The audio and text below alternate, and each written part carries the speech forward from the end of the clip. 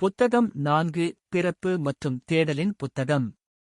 Condo 1 சுடரின் பிறப்பு மற்றும் குழந்தை பருவம் பக்கம் 351. பூமியின் மனநிலை இப்போது மாறியது, அவள் அமைதியான நிதானத்தில் படுத்தாள். மணிநேரங்கள் மெதுவாக திருப்தியான நடையுடன் சென்றன. ஒரு பரந்த மற்றும் அமைதியான காற்று அமைதியை நினைவு கூர்ந்தது. பூமி ஒரு மகிழ்ச்சியான சூரியனின் தோழனாக இருந்தது. கடவுள் நெருங்கும்போது ஒரு அமைதி நெருங்கியது. தியானத்தின் ஒளி மண்ணையும் வானத்தையும் ஒளிரச் செய்தது. மற்றும் ஒரு அடையாளம் மற்றும் பரவசம் நிறைந்த தியானத்தின் தனிமையான இதயம். விண்வெளியின் ஊமை மனதில் ஒரு கனவு. காலம் அதன் மகிழ்ச்சியின் அறைகளைத் திறந்தது.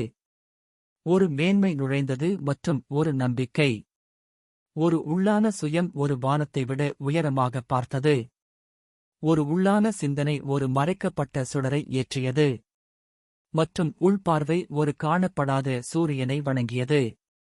3 சிந்தனைமிக்க பருவங்கள் பிரகாசிக்கும் நடையுடன் கடந்துவிட்டன. மற்றும் கர்ப்பமான மணிநேரங்களை ஒவ்வொன்றாக ஆராய்ந்தன. ஒளிரும் ஆழங்களில் பதுங்கியிருக்கும் ஒரு சுடரை கவனித்தேன். வரவிருக்கும் ஒரு வலிமையான பிறப்பின் விழிப்புணர்வு. இலையுதிர்காலம் தன் நிலவுகளின் மகிமையில் வழிவகுத்தது. தன் தாமரை குளங்களின் மகிமையில் கனவு கண்டது.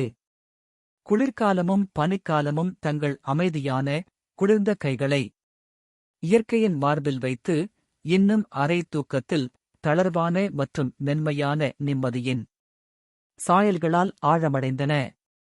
பின்னர் வசந்தம், ஒரு தீவிர காதலன், இலைகள் வழியாக குதித்து, பூமி மணமகளை தனது ஆர்வமுள்ள பிடியில் பிடித்தான். அவரது வருகை கருவிழி நிறங்களின் நெருப்பாக இருந்தது. அவரது கைகள் மகிழ்ச்சியின் வருகையின் வட்டமாக இருந்தன. அவரது குரல் ஆழ்நிலை கோலத்திற்கு ஒரு அழைப்பாக இருந்தது. நமது மரண வாழ்வில் யாருடைய இரகசிய தொடுதல் உலகத்தை உருவாக்கிய சிலிர்ப்பை எப்போதும் புதியதாக வைத்திருக்கிறது, புதிய வடிவங்களுக்கு ஒரு பண்டைய இனிமையை மீண்டும் உருவாக்குகிறது மற்றும் மரணம் மற்றும் காலத்தால் மாறாமல் பாதுகாக்கிறது. இயற்கையின் வசீகரத்திற்கு நம் இதயங்களின் பதில் மற்றும் எப்போதும் புதியதாக இருந்தாலும் இன்னும் அப்படியே உள்ளது.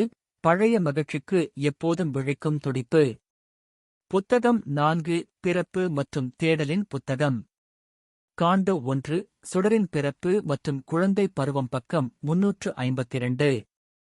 அழகும் பேரானந்தமும் வாழ்வதற்கான மகிழ்ச்சியும். அவரது வருகை மந்திரத்தையும் கொண்டு வந்தது. அவரது தொடுதலில் வாழ்க்கையின் சோர்வடைந்த இதயம் மகிழ்ச்சியாகவும் இளமையாகவும் மாறியது.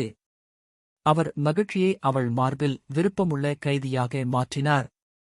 அவரது பிடி பூமியின் கைகளில் ஒரு இளம் கடவுளின் கைப்பிடியாக இருந்தது. அவரது தெய்வீக வெடிப்பின் பேரானந்தத்தால் மாற்றப்பட்டார். அவர் தனது முத்தத்தால் அவள் உடலை அழகாக்கினார். மகிழ்ச்சிக்காக பொறுமையின்றி அவர் வந்தார். கோலின் மகிழ்ச்சியான குரலுடன் உயர்ந்த புல்லாங்குழல், மரங்களில் அவரது மயில் தலைப்பாகை. அவரது மூச்சு மகிழ்ச்சிக்கான ஒரு சூடான அழைப்பாக இருந்தது. அடர்த்தியான கொந்தளிப்பான நீல நிறம் அவரது பார்வையாக இருந்தது. ஒரு மென்மையான வான தூண்டுதல் இரத்தத்தை ஆச்சரியப்படுத்தியது. கடவுளின் புலன் மகிழ்ச்சிகளின் உள்ளுணர்வுடன் நிறைந்தது. அழகில் வெளிப்பட்டது, ஒரு சாய்வு வெளிநாட்டில் இருந்தது. வாழ்க்கையில் பேரானந்த சிலிர்ப்பை வலியுறுத்தியது. அழியாத இயக்கங்கள் விரைவான மணிநேரங்களைத் தொட்டன. ஒரு தெய்வீக நிரம்பிய உணர்வின் தீவிரம் சுவாசிப்பதைக் கூட ஒரு உணர்ச்சிமிக்க இன்பமாக மாற்றியது. அனைத்து காட்சிகளும் குரல்களும் ஒரு ஒற்றை வசீகரத்தை நெய்தன.